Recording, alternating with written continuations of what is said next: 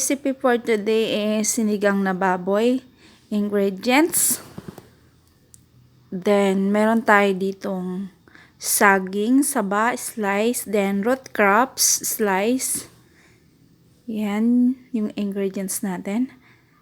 Then, meron tayong okra, slice, sibuyas, ginger, at sili pansigang. Then, ito yung pork natin. So, buto-buto. Then, ito pinakuluan ko na. Then, tinapon ko yung unang sabaw. So, at meron tayong kangkong. So, yan yung ating ingredients. So, ayan. Nagpakulo na ako ng tubig. 2 glass of water in casserole. Next, ilagay na yung karni ng baboy.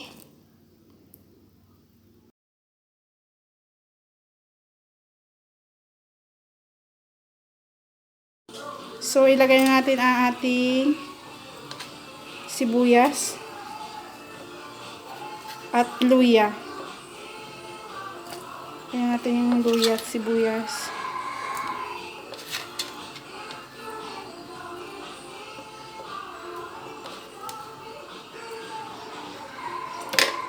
Din yung ating, ilagay na natin yung ating saging at hapay.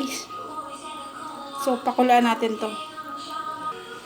So, lagyan natin ng paminta buo.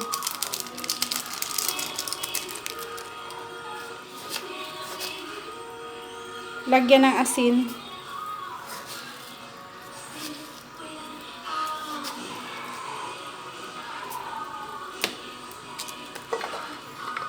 Pakuluan. Takpan.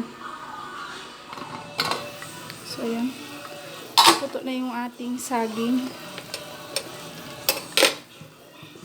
Lagay na natin yung ating okra. Sili.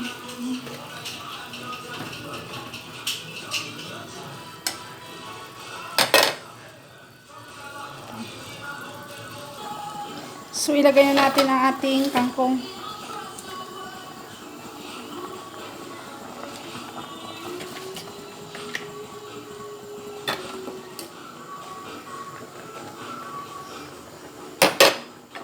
So, takpan lang muna natin.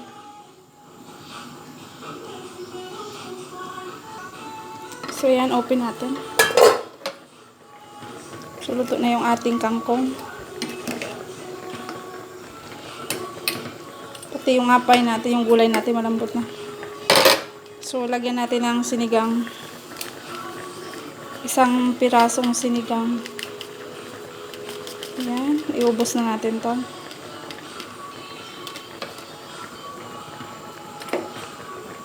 So, yan. Luto na to.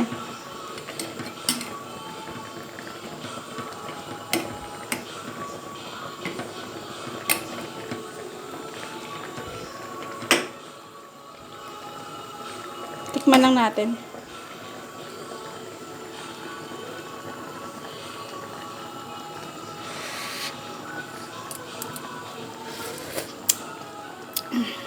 Asim. So, the best. So, tapos na to. So, it's done. Patayin na natin ang apoy. So, ayan.